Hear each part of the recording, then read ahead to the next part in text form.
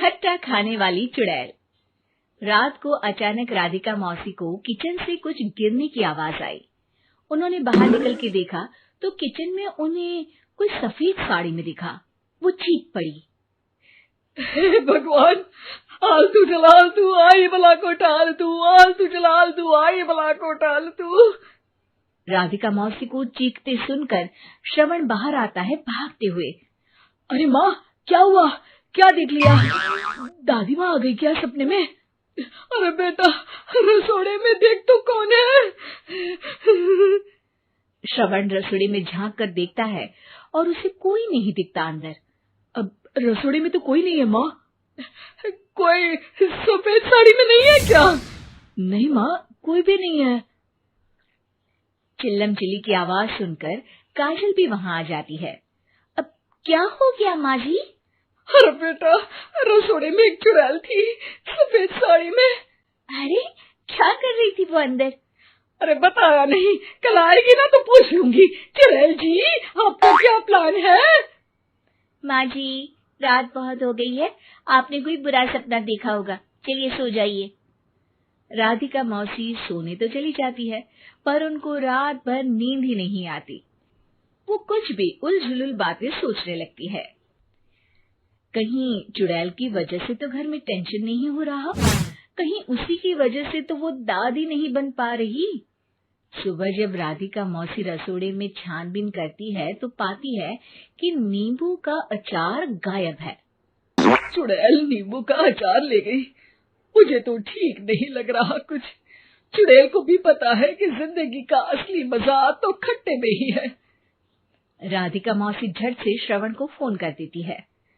बेटा, मुझे समस्या समझ में आ गई है, हमें एक तांत्रिक की जरूरत है। तांत्रिक की क्या जरूरत है? आप पूजा पाठ तो कर ही रही हो ना? आलतू जलालतू मंत्र सारे फालतू, जैसे कुछ मंत्र पढ़ो, चली जाएगी अपने आप चुड़ैल। अरे नहीं बेटा, कभी चुड़ैल को कम नहीं समझते।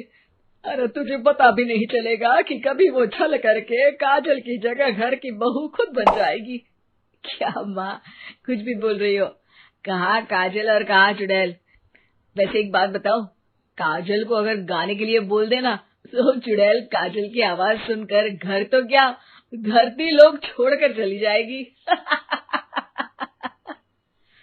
तुम ना पढ़े लिखे बच्चे हर चीज को मजाक समझते हो। तुम रहने दो, मैं खुद ही तांत्रिक को बुला लेती हूँ। अच्छा सुन, शाम को इमली लेके आना। क्या है कि चटनी खाए बहुत दिन हो गए है ना? नहीं माँ, इमली तांत्रिक से ही मंगवा लो ना, आटा वगैरह भी उसी से पिसवा लेना।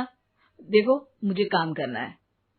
श्रवण रात को कई तरह की सब्जियों के साथ माँ के कहने पे चटनी के लिए इमली भी ले आया था, लेकिन राधिका मौसी के दिमाग में अलग ही फिल्म चल रही थी। उन्हें अब सिर्फ शक ही नहीं यकीन होने लगा था कि शायद चुड़ैल ने श्रवण पर अपना जाल बिछा दिया था, जिस वजह से श्रवण उनकी बात ही नहीं मान रहा था। पर कोई नहीं, आने वाली रात में राधिका मौसी खुद तैयार हो गई चुड़ैल को पकड़ने के लिए।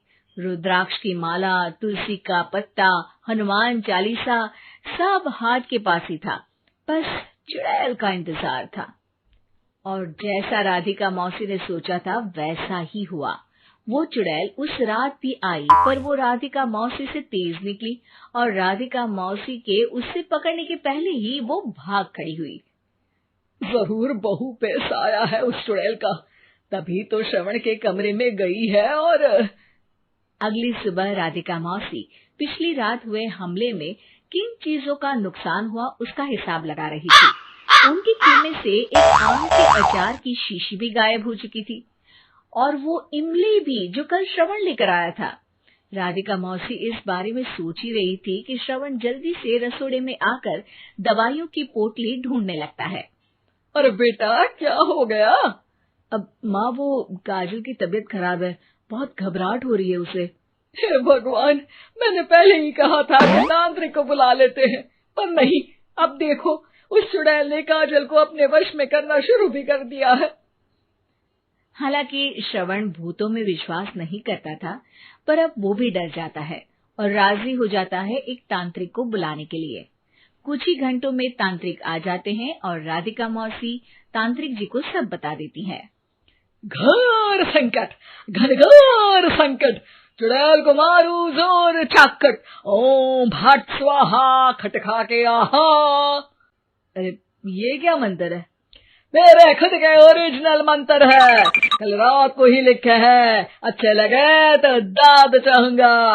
एक और मंत्र सुनो, अर्ज किया है आब्राकडाब्रा, दिल्ली बम्बई आगरा, चंदा मामा सोवरले सुरन मामू जारा।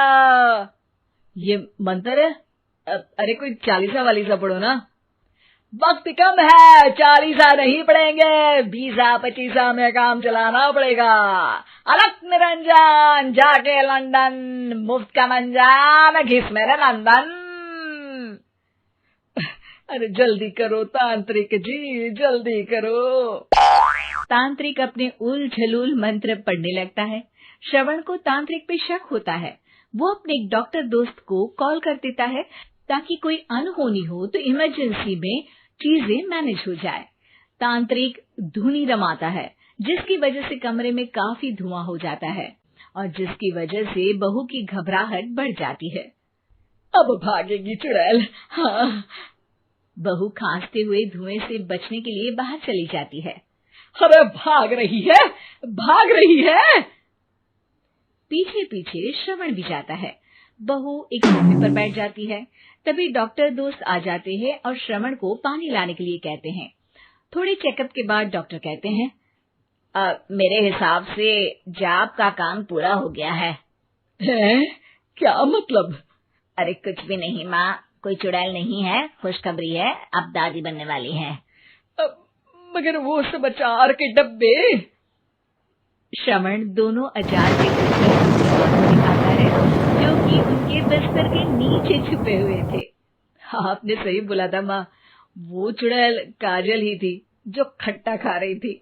हमें कल ही पता चला, पर हमने आपको ये तांत्रिक वाला काम करने दिया ताकि आपको भरोसा हो जाए कि भूत वगैरह कुछ होता ही नहीं। अच्छा, ये तो बड़ी खुशी की बात है, पर बेटा मुझे झाड़ू तो ला दे। क्यों माँ? ये तांत्रिक का भूत उतारती हूँ मैं। अब तांत्रिक राधा मौसी के डर से घर से भाग निकलता है और राधा मौसी उसके पीछे भागती है। अरे संकट ये घनघोर है, तांत्रिक मुआ चोर है।